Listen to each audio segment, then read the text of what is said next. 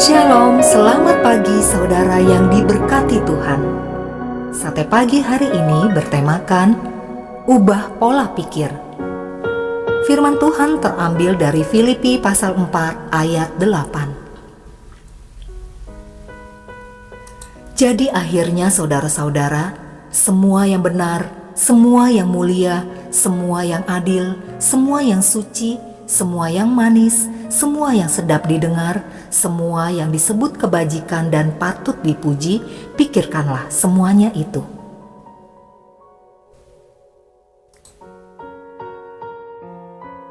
Timothy mengatakan dalam bukunya The Inner Game of Tennis bahwa ia dapat mengajar siapa saja untuk bermain tenis hanya dalam waktu 30 menit.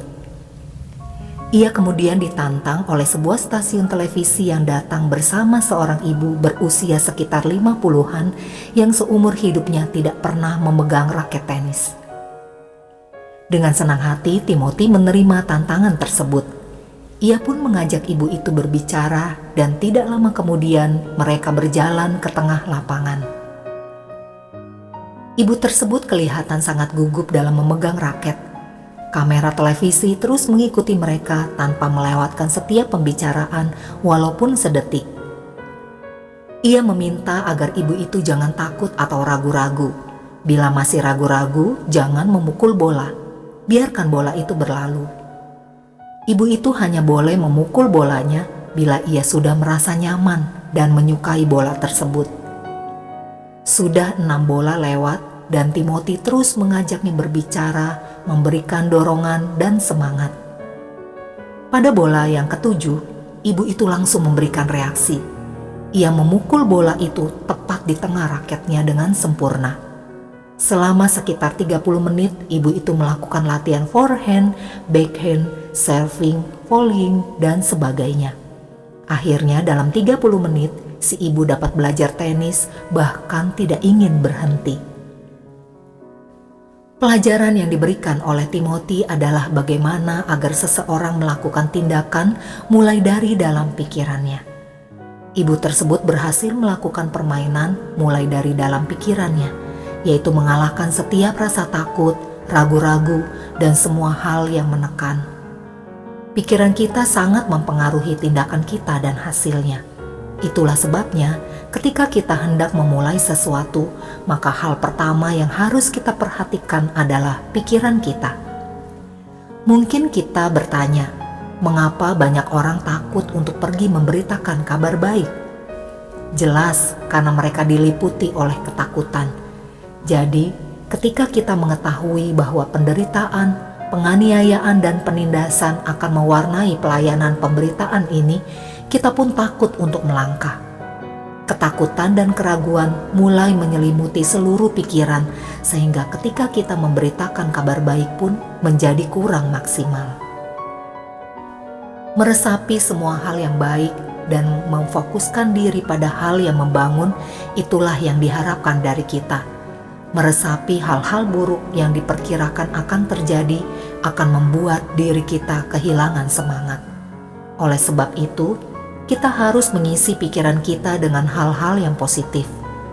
Rasul Paulus menasehati agar semua yang benar, semua yang mulia, semua yang adil, semua yang suci, semua yang manis, itulah yang harus kita pikirkan. Dengan selalu memikirkan hal-hal yang demikian, maka setiap perasaan takut, ragu-ragu, tekanan yang ada dalam pikiran kita akan segera tersingkirkan. Hal tersebut tidak akan menguasai diri kita lagi.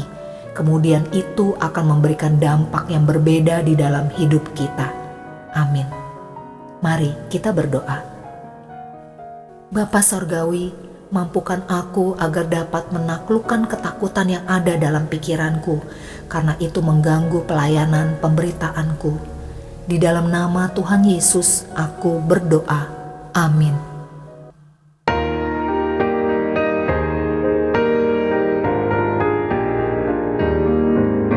Kita tak tahu bilakah jamnya, petang, malam, atau pagi. Bila Yesus datang ke dunia, mari sediakanlah hati. Disuruhnya kita berjaga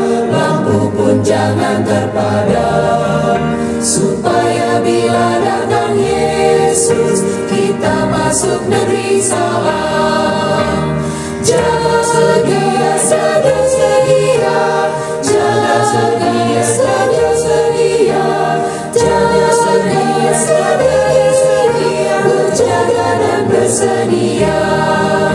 Oh, ingatlah segala kasih-Nya dan sengsara yang diderita. Ditinggalkannya surga mulia supaya selamatlah kita. Tuhan tentu amat bersuka bila orang yang ditebus menantikan kedatangannya dan masuk negeri yang kudus. Jaga sedia, jaga sedia, jaga sedia, jaga sedia, jaga sedia, jaga sedia, berjaga dan bersedia. Ya Yesus, padamu terkasih, ku rindu pandang wajah-Mu dan rindu masuk negeri suci, sana ku dengar suara-Mu.